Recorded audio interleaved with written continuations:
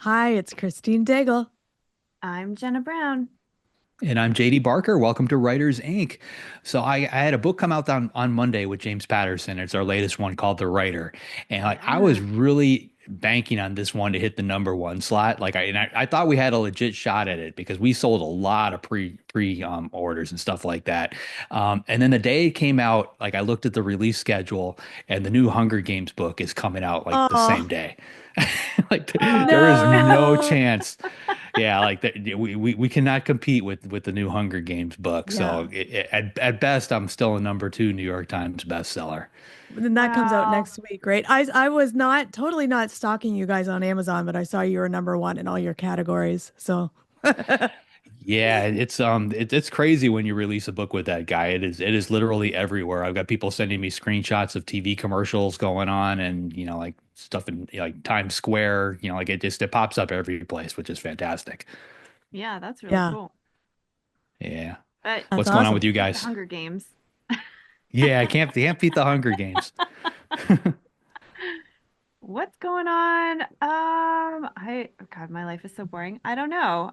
Just looking at some red light mask. Yeah. About the I'm excitement of my prepping. I day. got a bunch of stuff for brain computer interface coming up. So I'm going to Toronto on Monday to look at all the new tech that's coming out for demo day. So I'm super excited to look at all Oh, the tech Ooh. gadgets. Yeah, that's gonna be cool. we can all I, start controlling things with our brain, Yeah, other than our bodies, obviously. exactly. We do that naturally. Kevin's not here, and I feel we should be talking smack about him, but I Yeah, he's literally have in New nothing. Orleans for the bourbon drinking contest, right? Third year in a row that he's up for the championship. Is that what it is? Grand reigning champion.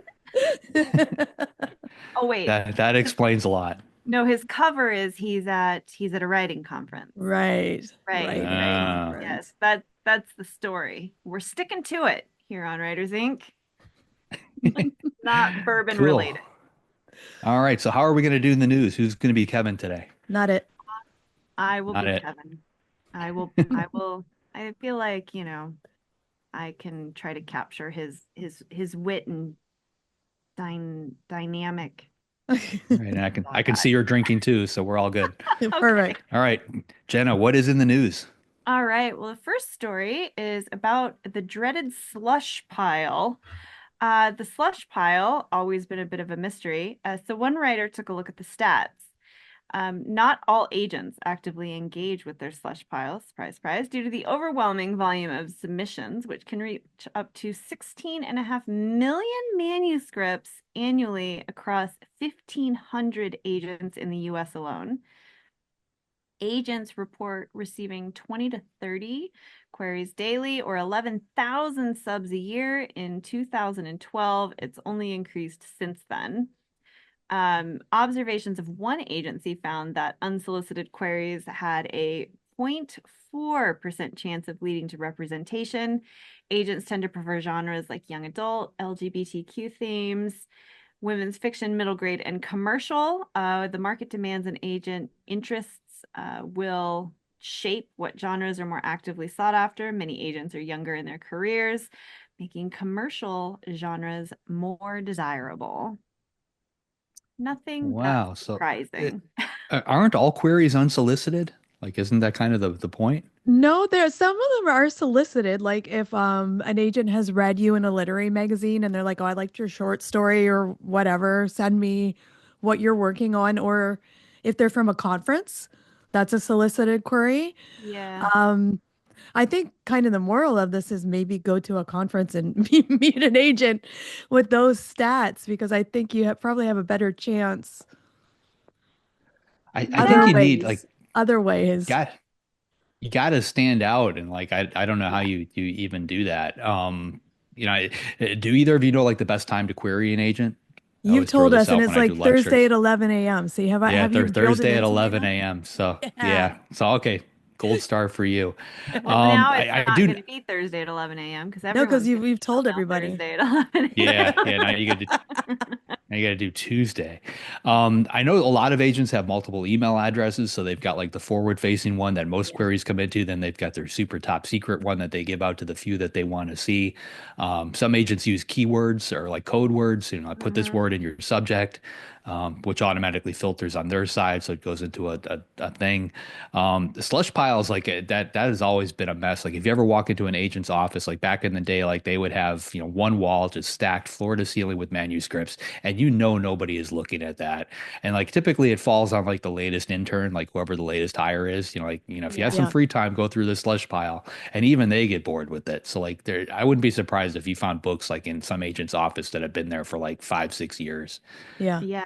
I think I read something somewhere that said like an agent, they make a decision to reject or request in like 30 seconds. So, I Yep. mean, if you're doing cold querying, your best bet is like definitely have an elevator pitch and just a solid blurb. And I know that a lot of people will say to start with sort of like, unless you have something really personal, like I wouldn't even try appealing to the I saw your list and this would be perfect, because I don't think that that's very captivating. If you've got 30 seconds, like you really want to grab their attention like you would someone in a bookstore. And I think that starting with like that one sentence elevator pitch, go straight into your query and then Yeah. they're going to know if they want to look at. You don't need to tell them what's on their list or what they find appealing. Like you need to sell your specific book, I think. I would agree with that. Yeah. Yeah. It's a tough game. It is a tough game. Tough game. But it's what we all signed up for. All right. Let's move on to TikTok. Oracle is reportedly in the lead to save TikTok from a US ban. Oracle is closing on a deal that would have it, quote unquote, vouch for TikTok's security in exchange for a small stake in the company's US operations. The plan would include guarantees that an updated US version of TikTok would not contain a backdoor that China's government could exploit. The deal may still leave the app's algorithm with TikTok's China-based company ByteDance, which I think was the source of contention for all other sales. Yeah. So, Yeah, I'm not sure that this almost, to me, I mean, just looking at this as a casual observer, this feels like a story that Oracle actually leaked. Like because if you look at the rules surrounding the law that is actually banning TikTok, like this isn't going to qualify, because this isn't U.S. ownership. This is Oracle saying, hey, they're everything they're doing is a-okay, and they're fine to Yeah. continue. Wink, wink. I don't see that working. And this to me doesn't sound like any different than some of the stuff that I've seen come out of like Mark Cuban and some of these other guys that are saying that they're on the waiting list to buy TikTok. yeah. TikTok has to sell to a U.S. based company. If they don't do that, then the law's got to basically be rewritten, which I'm guessing would mean Congress and everybody else would have to sign off on whatever the exception is. And we've all seen how well they all agree and work with each other, so that's not Yeah. going to happen. Yeah, so I don't know. I mean, we've got a couple weeks left before the last extension runs out. Yeah, I think Trump could probably re-up again if he wanted to do that. So this might go on indefinitely, but who knows? Yeah. I saw like the Chinese, their point of contention is that the algorithm has to stay in China. So Yeah. I don't know how you work that out. Yeah. Or if you Yeah. do. Yeah. Well, I mean, they can keep the algorithm, and I guess, as long as they can't get the data, but I don't know how you separate the two. I am not a software engineer or a coder or in tech, so I will let them fight it out. Exactly. I've seen a lot of platforms lately starting to look like TikTok. Like, I don't know if you've noticed, like Instagram, every once in a while, like, when the videos pop up, it looks almost identical to the Yeah. TikTok feed. Mm. But then I get the old version too. So I'm not quite even sure, like, what triggers one over the other, but they're all ready to step up. Yeah. Well, the intriguing TikTok drama continues. If there's anything Americans are good at, it's drama. So there you go.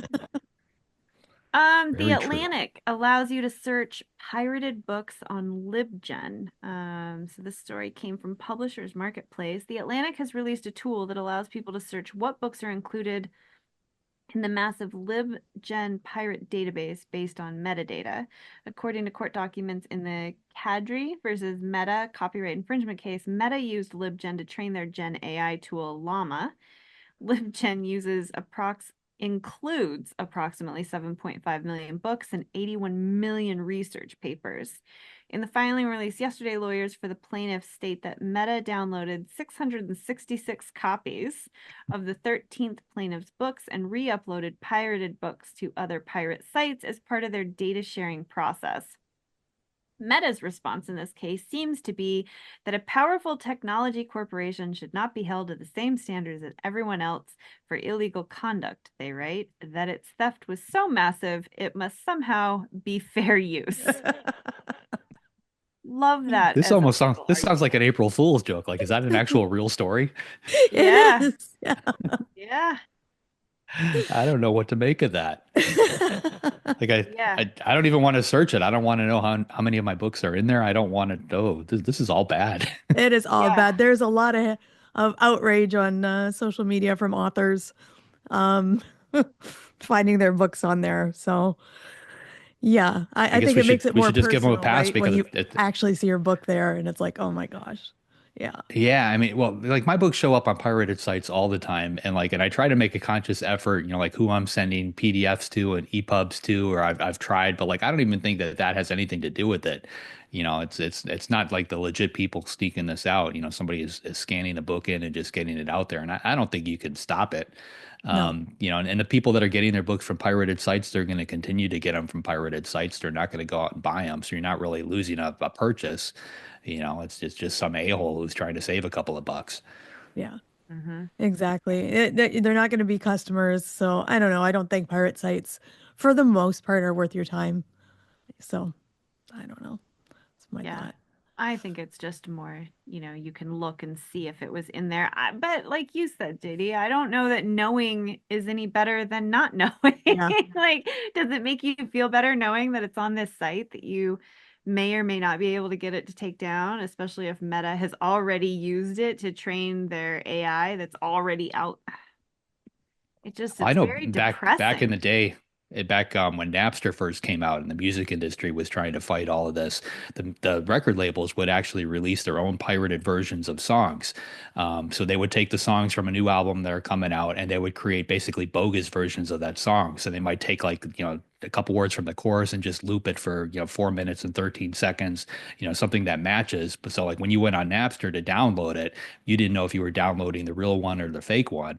And as long as they got that fake one out in front of the real one, that meant that it was on, thousands and thousands of computers versus the real one. So everybody was downloading the fake one. So they Yeah. basically got in front of it. I don't know if there's a way to do that with books. I would love to come up with a way to do that. Or plant a virus in a book, so when you download it on the Kindle, it fries their Kindle. Yeah. There's got to be a way to fight back, but I haven't had enough. I That haven't had would be enough caffeine fun. today Like to you could figure just it have out. the Rickroll lyrics in instead of your Yeah, Yeah, it yeah, I downloads gotta a something. get a blank view copy. of Yeah. Well, I do think that is probably why Amazon, sort of closed off your ability to just download Kindle books and put it Yeah. on any device. Because when you do that, you do open the door for like, oh, you can just add it.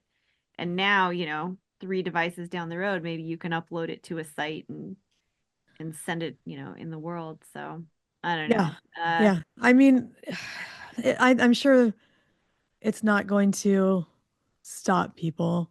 I don't know. Yeah, I guess if you can't don't I don't know enough about DRM and removing DRM and I don't know I I either. don't know. uh, I don't sending I it know direct back to in the music devices. days, it Yeah. was always very easy to do. And the second Yeah. they did something to stop it, they would tweak their code. The bad guys would tweak their code 5 minutes later, and the fix would be out. And like this has been going on since the beginning of media. Yeah. But yeah, direct downloading to your device, like only, maybe that offers a layer of protection, but I don't know. Again, not tech person, so I'm not Yeah, I sure. have no idea. Hey, this is Kevin Tumlinson, and it seems to me like you might need a little help. Maybe hand off all that stuff that's keeping you from writing. At Author Anchor, we connect authors with skilled, affordable virtual assistants trained specifically for the publishing world. Your personal VA handles everything from book production to marketing and social media, freeing you up to focus on what matters most, your writing. Book a discovery call today and we'll find that perfect VA for you. Plus, mention the Writers Inc. podcast and you'll get $50 off your first month. Visit authoranchor.com and get matched with your personal VA so you can just write. Yeah. Okay, with that, JD, who is up this week? This week we've got New York Times bestseller science fiction author John Scalzi coming on. Scalzi's debut, Old Man's War, won him the John W. Campbell Award for Best New Writer. Since then, he's written a string of bestsellers. His latest is called When the Moon Hits Your Eye and releases March 25th. Here he is, John Scalzi. All right. Well, thank you so much for being here today. Thank you. It is lovely to be here. Yeah, I'm very excited. This was a very fun book. Let's start at the beginning before we dive into that. Okay. Since the show is for writers, so we like to kind of hear, where did it all begin? What is your writer origin story? How did you get started writing? Well, my writer origin story is 14 years old at the Webb School of California, and Mr. Hayes' composition class. We're supposed to write a story about a gift that somebody gives to somebody else and the consequences of that gift. And of course, I blow it off until literally the last minute. I stay up all night writing this story about my friends who started dating, and then their gift is the love they gave to each other.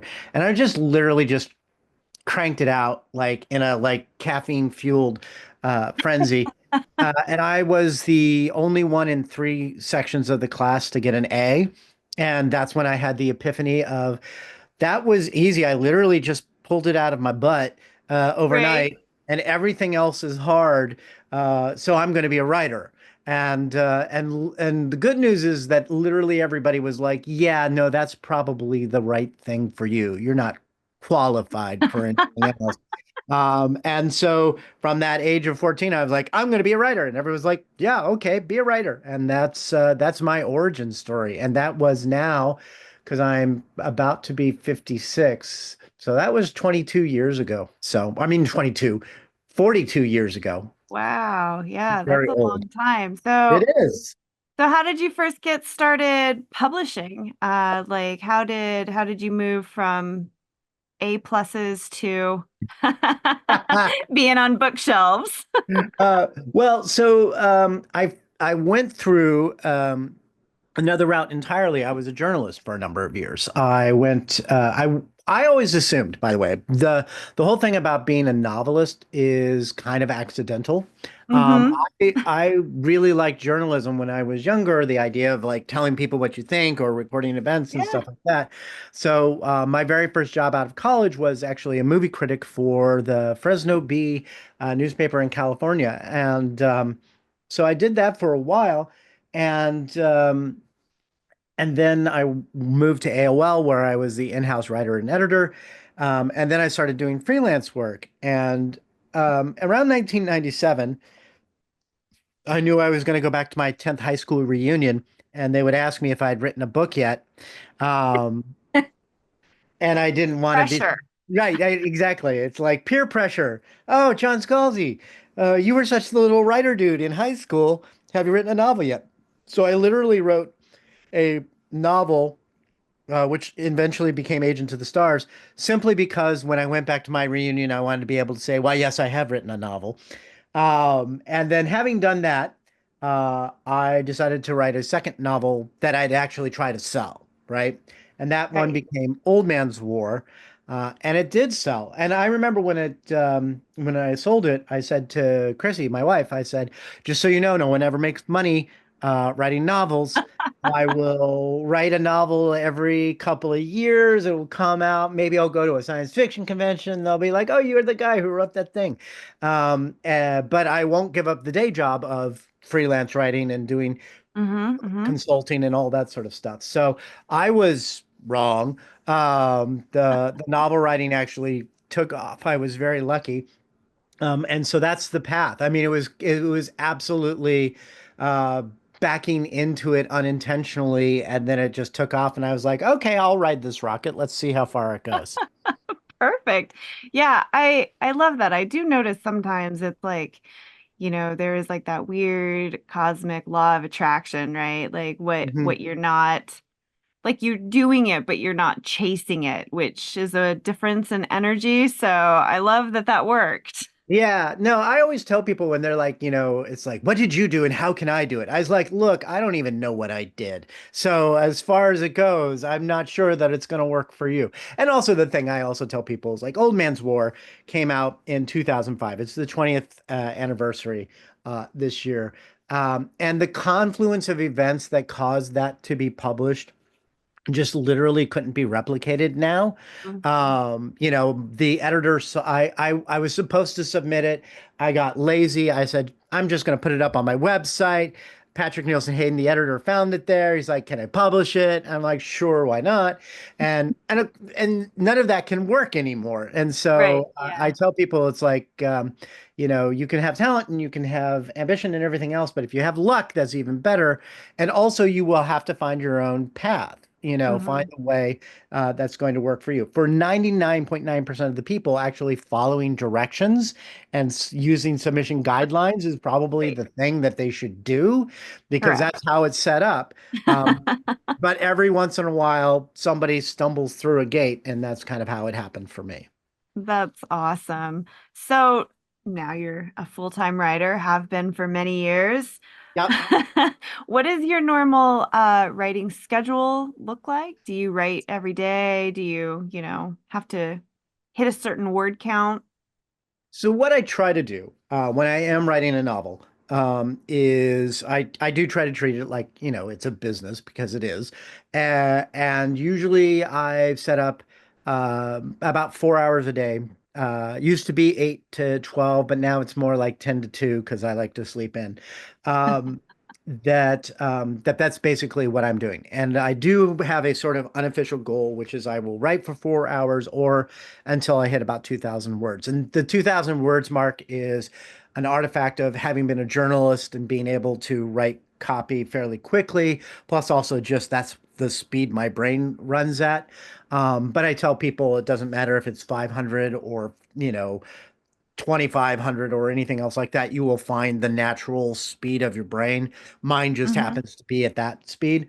And then I just write until I have one or the other. If I get to 4 hours and I don't quite have the 2,000, that's fine. It just means that's the speed my brain was working that day. If I get to 2,000, then I'll usually either stop or write to a natural point in the story that I'm writing so that it makes sense for me to quit. And then I have the rest of the day to do all the other things that I want or need to do, which are usually answering business emails, taking care of stuff around the house. I have a business now with my family called Scalzi Enterprises that we focus on. And then let's not forget, very important, video games and social media. So Right, correct. uh, Yes. you Obviously, can't you you have can't to neglect schedule. either of those You because can't. what are you doing? But that Right. is the thing is that when I am writing a novel or some major project, I do try to devote that time and a specific time so that my body and brain get used to Mhm. it's time to actually focus on this instead of video games or social media or email or anything else. And it really matters for me because I am, like I suspect a lot of writers, um, just a focus deficit, right? Yeah, Like sometimes. I can get distracted by just about anything. So being able to say, no, this is my actual writing time, and I am not to be bothered by anything else. Actually really helps. And sometimes it's tough. I mean, especially like when the world's on fire, I really I have to make a concerted effort not to check Mhm. news or social media first because that will just like spin you out for the day because it's Yeah. like, Oh, yeah. how can I be writing my little story about aliens when the world is on fire? And the answer is the world is going to be on fire whether or not you are writing your little story about aliens. So you might as well write your little story about aliens Right. and put something good out there in the world instead of just a panic spiral. Everybody else can panic spiral. You can do your work, Yep. and then as a Yeah. treat, Right. As a treat, spiral. as a Yeah. fun little, nice moment at the end of your day. Right, exactly. So, do you, you've been doing this for a while.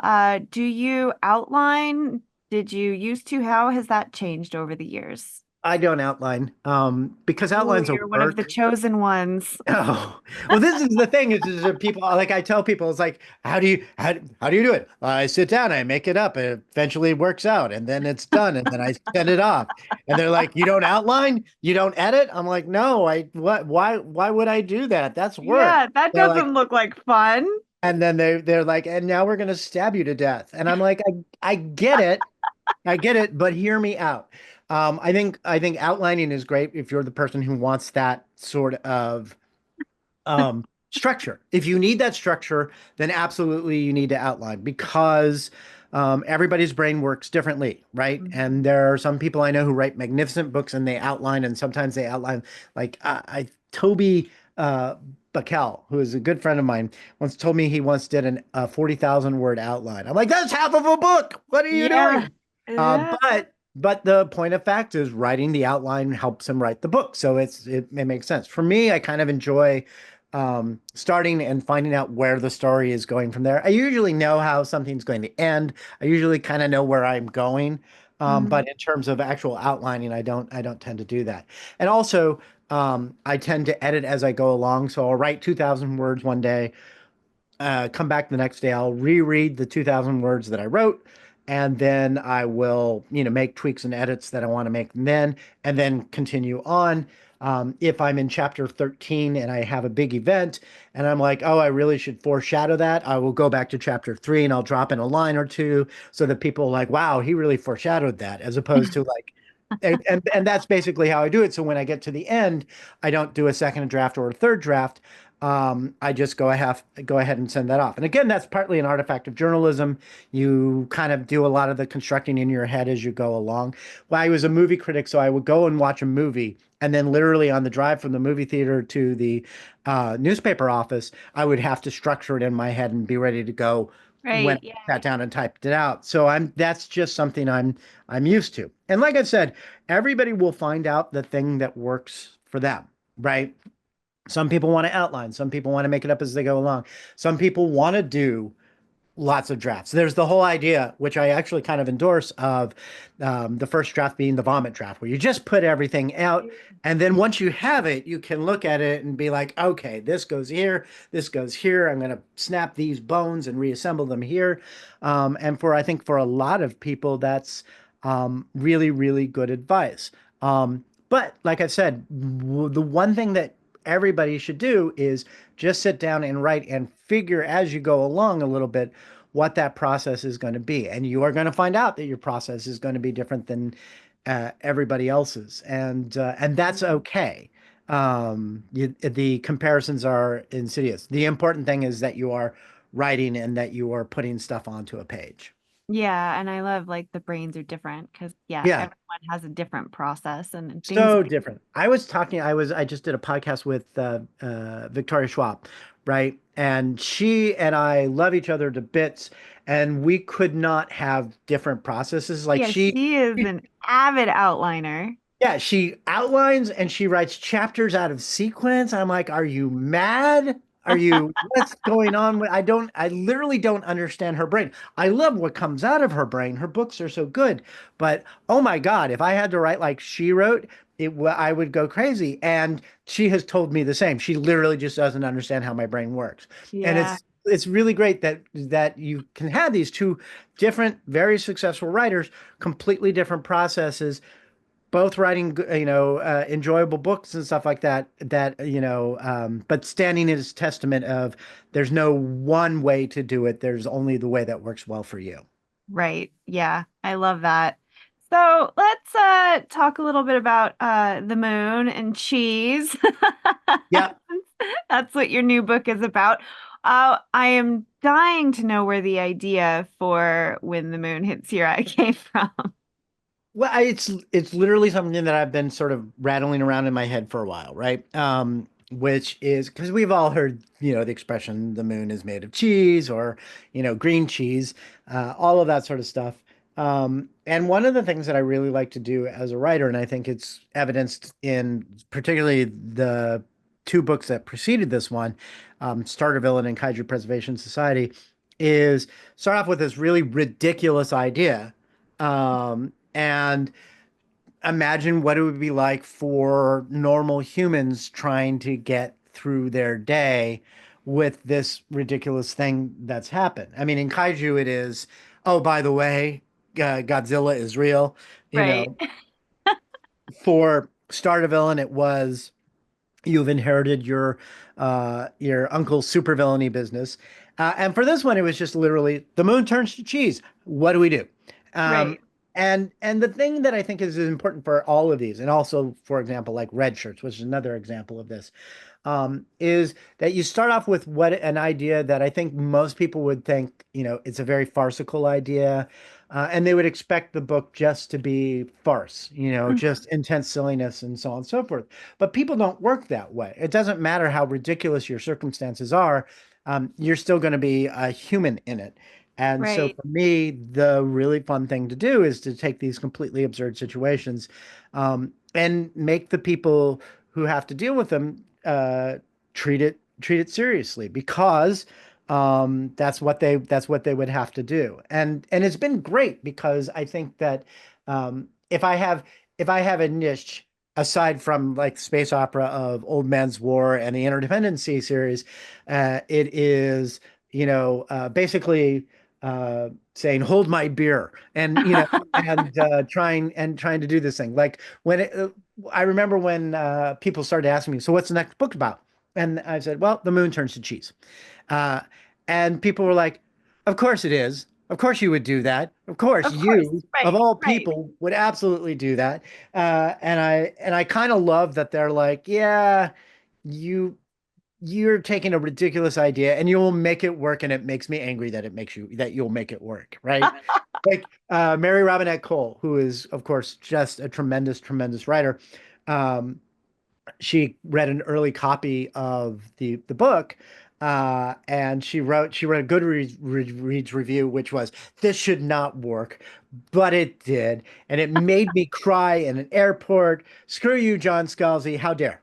Right? And I Right. believe that Patrick was like, we're gonna find some way to get that on the book. Which actually, I have the book here somewhere. I'm gonna see if we got that blurb on there. Hold on.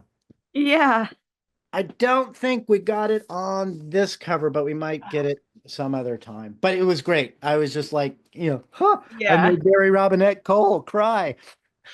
Yeah, no, that's great. I know it is a wild premise. But yeah, it does. It really works. And one of the things like I really enjoyed about it, but also it sort of broke my brain as a writer, was how you follow a plot, obviously, and there's definitely character arcs, but you don't stick with one character throughout this book. Each chapter is sort of like a vignette in a Yep, way. yep. And some people reoccur, and yet still somehow you made it work as a narrative. How?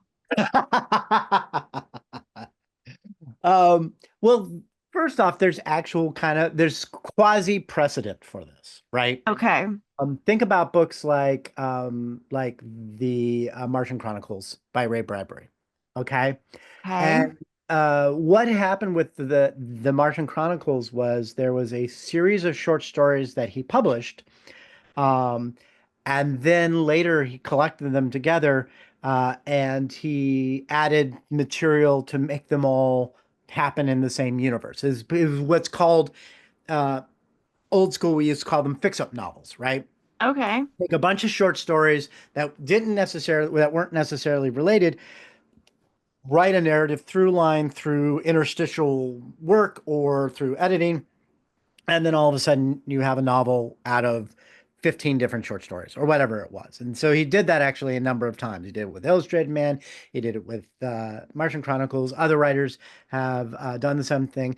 It's actually something that's been in science fiction for a long time. So when I was thinking about this book, I was thinking about it as a fix-up novel, as that sort of structure, but without the, preceding short stories. Like there were Right. no short stories for this that existed before. But I did know that I wanted the book to take place within a single lunar cycle. So a single lunar cycle which divides up into 29 days with change, right? Hmm. So 29 chapters, right?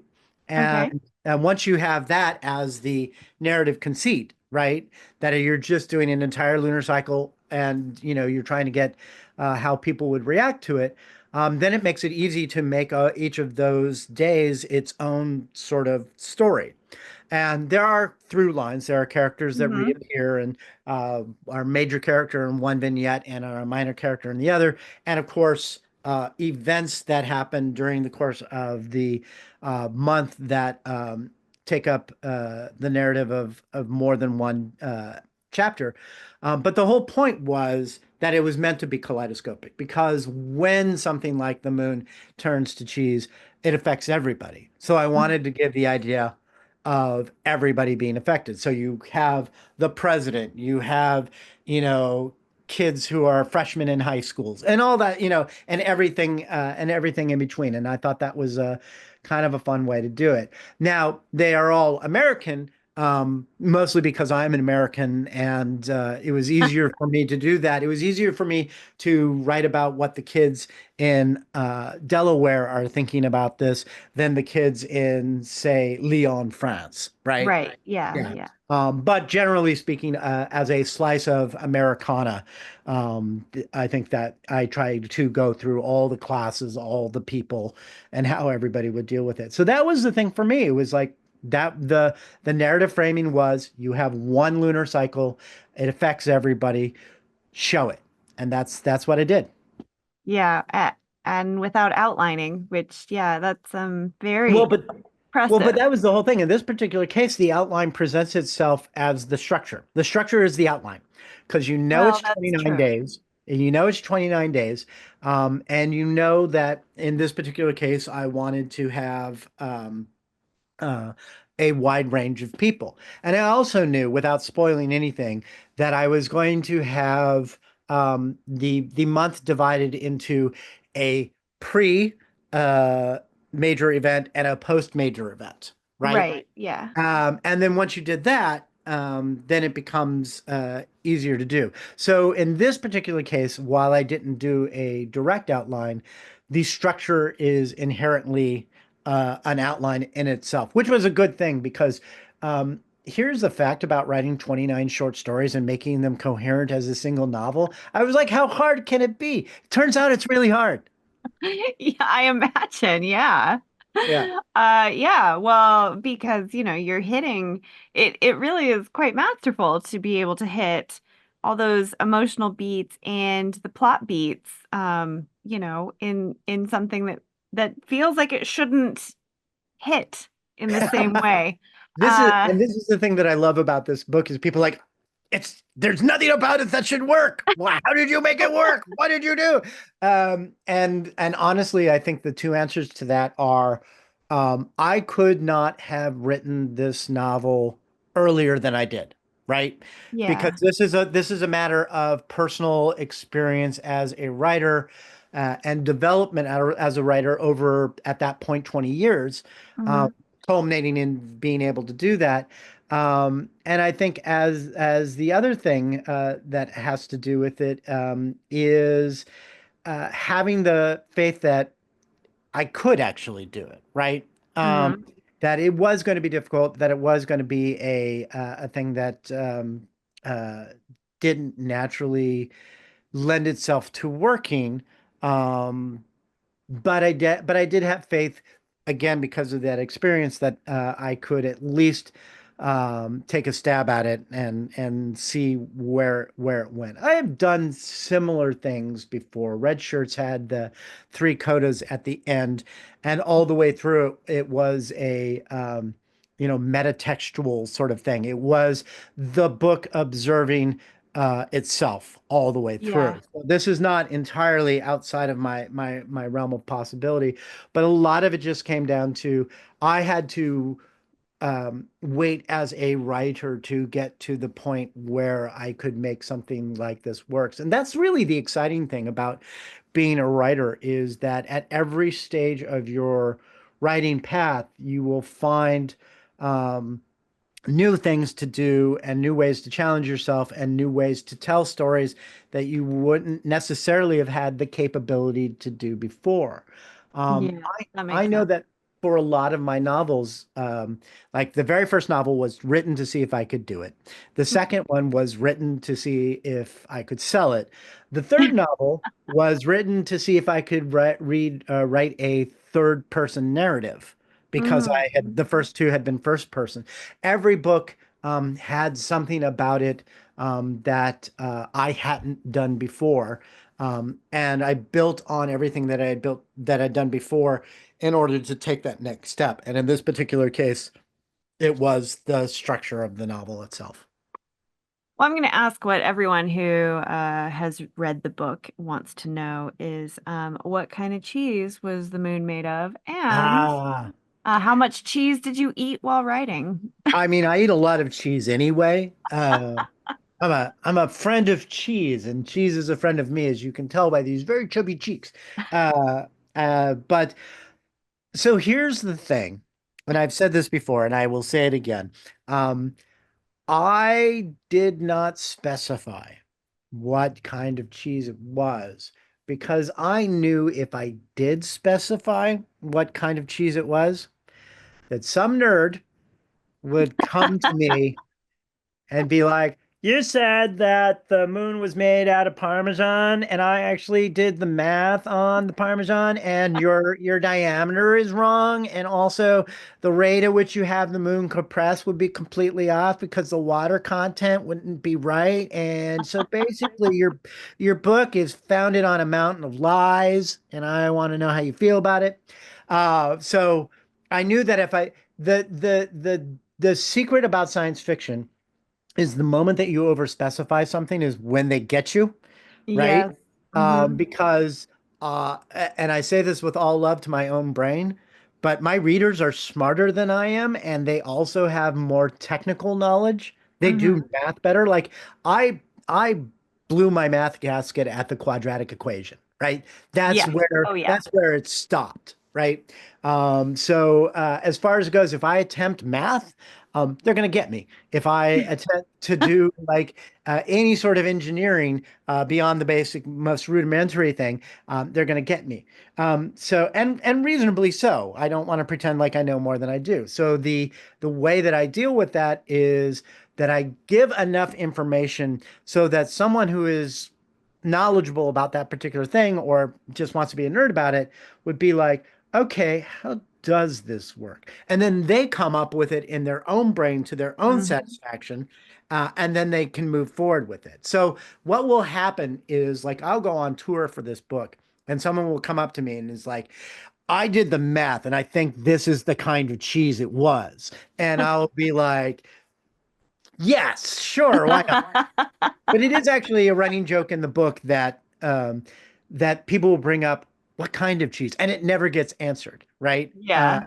It And is a lot of fun. It is a lot of fun. But yes, no, I don't specify because yeah, because I didn't have the math. But like I said, I think it's a lot of fun for people to think about what kind of cheese it would be. I had a basic concept of the cheese that I wanted, but I didn't dwell on it too much. I just knew that it had to be cheese. It just had to be cheese. It just had to be cheese. It's sort of surprising, reading your books because sometimes they do have these wild premises, and yet, as Mary Robinette said, they actually have quite a bit of heart to them. So, Mhm. what is one thing that you hope readers take away from your work, if anything? The first thing, and is it sounds kind of silly, but it's not. I want them to be entertained, right? Mhm. Everybody has things going on in their life, right? Mhm. And it's really nice, just for however long you're reading the book, not to have to think about them, right? And just to get into the book. And it's not just obviously books that can do this, TV can do this, video games can do this, movies can do this, music can do it. All of these sorts of things, the ability to say, this is my time, right? So I want to, when people to pick up my book, I want them to be able to go into the world and enjoy that time that they have for themselves. Um, And that has always been a kind of an overriding thing. I've always made no bones about the fact that I am a commercial writer, that I want people to be able to pick up the book and appreciate it and read it and like it. Um, that said, I mean, I am a commercial writer. I write very fast in a very facile way, in a very approachable way. But I think in all the books that I have, there are elements of it that if you want to think about them more, there is more there. Yeah. And one of the things about when the moon hits your eye is it's about the moon turning to cheese, but it is also very specifically about the concept of how do we deal with things that are out of our control, but we can't ignore, right? And Lord knows that there are things going on in the world now that we can't ignore, but are not in our control right now, right? Hmm. And how we all deal with it is, some commentary on who we are as people and everything else. So even though it is a ridiculous premise, that is kind of where the heart of it is. And I think a lot of people pick up on it. Just like, for example, red shirts. It's about, oh no, we're doomed. But it is actually about what are you doing with this one wild, precious life of yours? Hmm. Are you the person who is the author of your own story, or are you letting somebody else be that author? And so again and again, you can write farcical stories, you can write outrageous premises, but at the end of the day, what you have behind the premise, Hmm. it can be something that is substantive, and that even if people are not reading for that, they can sense it's there. We have all been in a place where the moon has turned to cheese, even if the moon has not, in fact, turned to cheese. We've all been in a place where uh, our fates are tied into something that is not directly in our control, and what we have to do is live through it. And Right. Yeah. so that's part of it there, and it's there for you if you want it. And if it's not, hey, the moon has turned to cheese. Isn't that Right. crazy? Waka waka Yeah. waka. It's great. Well, I have had just a ton of fun talking to you today. I am not surprised after reading several of your books, but we like to close out the show with just a little, the same question. What's one piece of advice you would give to new or aspiring writers? Aside from the usual, put your butt in a chair and write. Yeah. Um, is give yourself permission to suck, right? Mm. And it's I think this is a good basic one, which is so I write music now, right? Hmm. And I play guitar. I have more guitars than is sensible for one man to have. And I'm not good at making music or playing guitar. Um, but I don't worry about that because I derive pleasure out of it, Hmm. and I'm learning. And Right. nobody like picks up a guitar and immediately rips out, the guitar solo from Purple Rain, right? Right. Nobody does that. Even Prince didn't do that.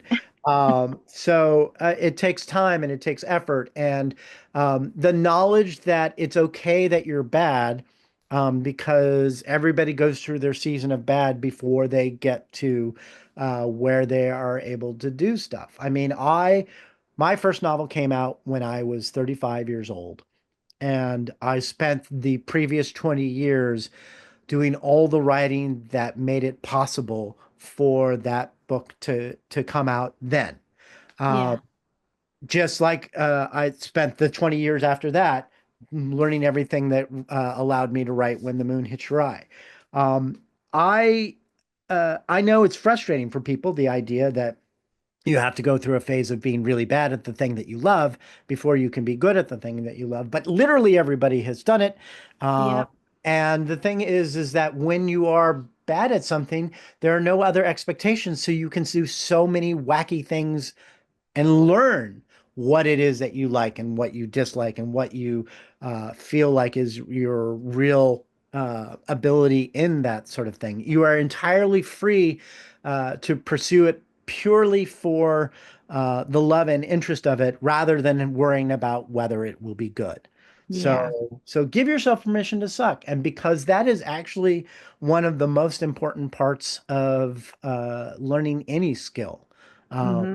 Yep. And without it, you don't get anywhere. Yeah. I love that. Well, thank you so much for your time. Anyone who wants to think entirely too much about cheese should read your book and stare at the moon. And again, thank you. You're welcome. Thank you so much for having me. Well, this was such a fun conversation, which is a surprise to no one. Right. Yeah, his books are always such a riot, and I loved just even the premise, which is just so bizarre and ridiculous that the moon turns to cheese. And how do you deal with that? So, um, what is a ridiculous idea? Have you ever even considered writing like just some crazy random idea and turn it into a book? And if so, what was it? Or what would it be? Nothing like this. I mean, the closest I've ever done is like I've got a short story that I wrote. Have you ever seen the world's largest ball of twine? Yeah, Like I it's No. in forget I forget Minnesota. where it is, but like It's in this the short Minnesota. story is yeah, the short story is about a truck driver who drives by it on a regular basis and just gets obsessed with what's in the middle of that giant ball of twine. And that's the craziest like story I've ever written. But the moon being made of cheese, what this actually made me think about is like there's an origin story there. Yeah. Because I've heard, like we've all heard the moon is made of cheese. Like that's something our parents told us way back in the day to play with us. But like I wonder where that actually came from. Like what is the basis of that? I don't know. Yeah. It kind of looks like Swiss cheese, I guess I it does, guess. but Yeah. I don't know. That'd be an interesting thing to look up. I mean, yeah, I'm sure it's someone somewhere decided that it looked like cheese in the Yeah. sky. Yeah. Um, one thing I've noticed, and he does it in this book, is sort of like take that uh like stacking a bunch of short stories into a novel. And this is something, again, like I think like multiple novels that even authors that we've had on this show lately have done that. Um, and I just think it's so interesting. Why, books have trends like romanticy, but I wonder like, why that trend seems to be coming up more and more. Like what about that style do you think is calling to authors right now? Yeah, that's a good question. I haven't read a ton of books like that. I mean, he mentioned the Martian Chronicles, and then I read one, Let the Great World Spin, that I forget who that was by. And you don't even realize it to the end. And I was just like, huh, Yeah. those were a bunch of people's stories tied together by some thread. Um, it's a different reading experience for sure. Maybe we're living in a time where we need multiple perspectives on different events. I don't well, know. that Good that's take. that's the trick to it, right? Like you've got Yeah. to make each one seem a little bit different. I've got a book in my pipeline right now, and it's the last minute of the planet, and it's basically told from the perspective of a bunch of different people. So we're experiencing the last minute of the world all from a bunch of different people, but each experience has to be different. Like there can be a Yeah. tiny bit of overlap, but Mhm. if you get repetitive, you're dead in the water. Yeah. So how is it more challenging writing that for you than like a linear narrative following like, one character or a small cast characters? It took me a lot longer to write, and it was one of those books that I was writing while I was writing other books. So I'd write like one or two of these POVs, and then I would go and work on another project. And when I got an idea for like the next POV, I would jump back into it. But it probably took me a good 2 years from start to finish to get through the whole thing, just to create, some type of cohesive narrative that works. Yeah. And then I had to, once I landed on what that narrative would be, that ties it all together, I had to go and, adjust everything that I had already written. And like, to me, it was a lot more work than just writing a flat out Yeah. book start to finish. It sounds like a lot of work. And like, I think you'd have to be really intentional about why you're doing that. And it sounds like Scalzi and you, JD, are talking about looking at something you can't control but can't ignore, something, well, in his case, farcical or catastrophic, and needing the different perspectives on that. Like, is it prescriptive, kind of a prescriptive tale for what do you do if you're in panic time. Like, Well, I mean, there's different ways to do it. Like you work with a brain interface, so you've got, yeah, if you could get people to write those experiences, or if you wrote those experiences, you could have 20 or 30 different ones all in one yeah, book, basically about the same thing. So you've got to find that common thread. yeah, Yeah, that seems like that would be the hardest, like to have that through line that puts it through. I really liked how he used the phases of the moon. So obviously it's, those are very easy to follow, mhm. at least as far as structure. And he had said that then became the structure. So like that sort of became the outline. Did you have to do that too with your last minute of the world? A minute's a I lot probably, harder. probably should have. I think it would it would have simplified things, but like I knew going in like that's what the story itself would be about that last minute, Mm, but like that was all I had, and this was back in my more pantsy days versus outlining days, but in a lot of ways I think the story it's one of those things like it came out better because I didn't know where it was going, but it was a lot more work to get there. Yeah.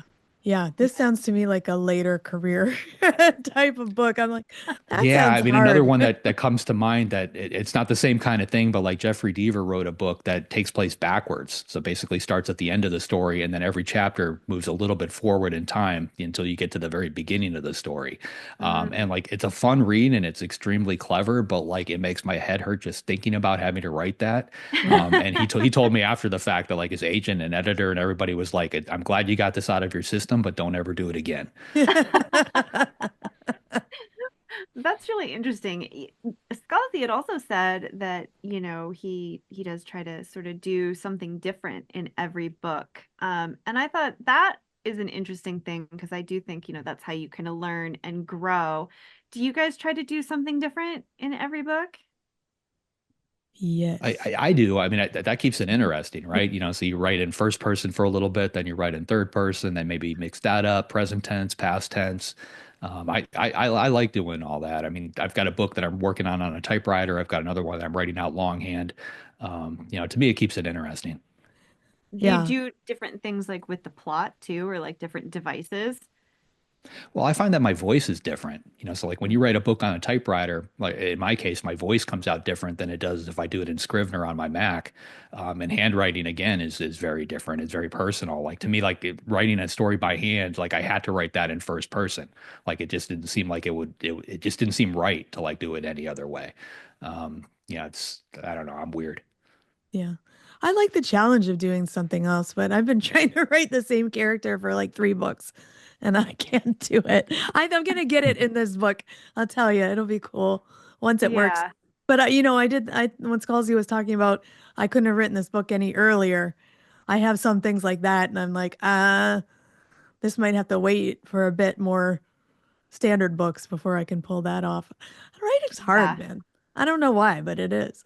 Well, It's yeah, I hard do think stuff. sometimes. Like I have books that I know are doable, but they're not doable now, right? Yeah. Like I need more tools and, more people that I can, balance that those ideas off of. But I think it's nice to have, like, it's always kind of in the back of my head. And every time I read a book or something, where you write a character and you're like, oh, that's like working a little bit closer towards that thing that I want to do. Hmm.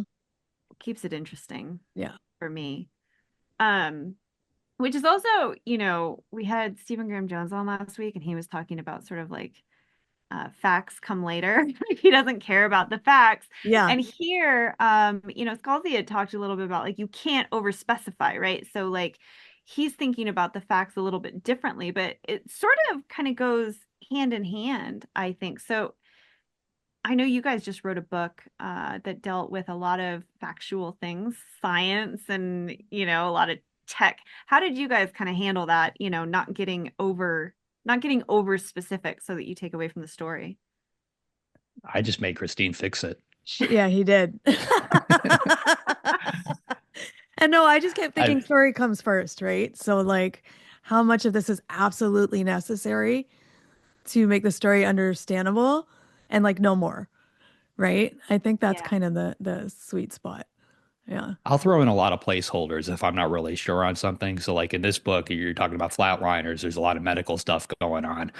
So like I would make up a name for a drug or just put a drug in there as a placement, just to have it there so I could finish up the scene. And then when we go through on the next draft, then we clean all that up and make sure what we're using is actually right. Yeah. It's funny how these things change with different people too. Like I was thinking about like Andy Weir when he wrote The Martian, like there were literally sections that I flipped through because he was explaining every ounce of science. And he explained it in a way where it sounded very plausible, like it could all work. And the way I understand it, he actually researched it. So everything he did explain actually really would work. But then he's got another book and the name escapes me, but it's about a colony on the moon. And like he gives the character, is that it? Artemis? He gives the characters a device called a gizmo. And like the gizmo can literally do all these different things. And like he doesn't explain how or why, but he still makes that work, by not explaining it, he makes it work. It seems like it's capable of doing all these things just because he didn't define what it couldn't do. There's two extremes and they both work if you pull it off. Yeah, yeah. And that's part of the genre, right? Those hard sci-fi writers really want that science, but that's kind of niche, right? That's a small a small number of readers who want all those facts and those details, which, depending what it is, I think is fascinating. Like The Martian, all the things he researched about how to survive on Mars in that detail, I thought was really interesting. Yeah. But, well, I think part of his origin story is he actually had like a website and yeah. he, like encouraged people to like Yeah. pick what he wrote apart so that he could get it there, Yeah. which is interesting. But I do think there's a risk, like, I mean, not just that you get it wrong currently, but especially if you're writing, like surviving on Mars or like living on the moon, right? Like there's a risk when you get too specific that you're now like sort of antiquating yourself. Yeah.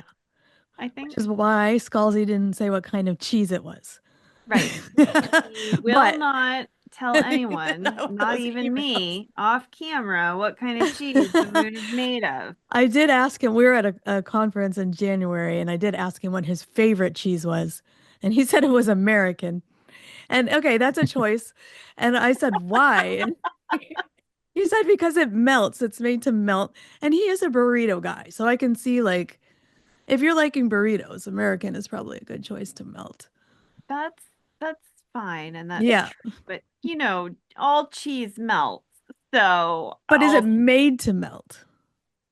Is that its main purpose? To melt, though? I mean, like, if the cheese melts naturally, like, do you need it to melt more? Like, what is the melt appeal ratio to a cheese? You need like a nice stretch when it melts. Like that's like so mozzarella.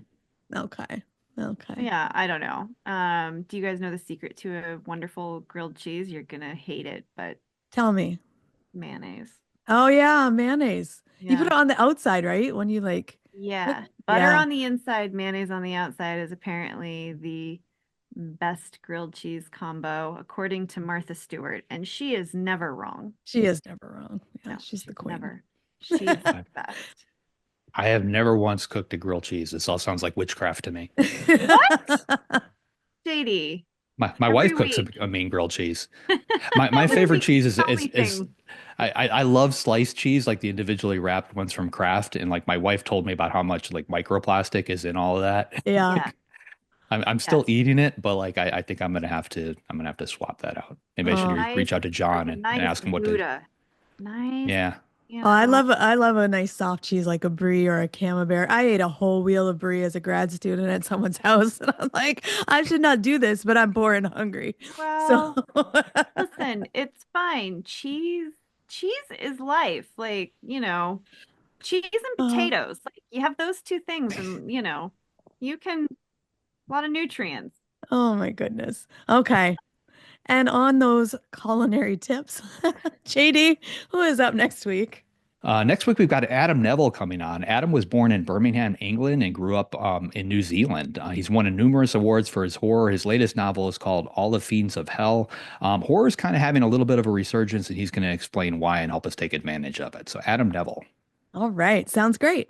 If you'd like to be notified as soon as new episodes publish, make sure you go to writersincpodcast.com and sign up now. We'll see you next episode and have a great week of writing. Thanks for listening to this episode of Writers Inc. Access the show notes and leave a comment at writersincpodcast.com.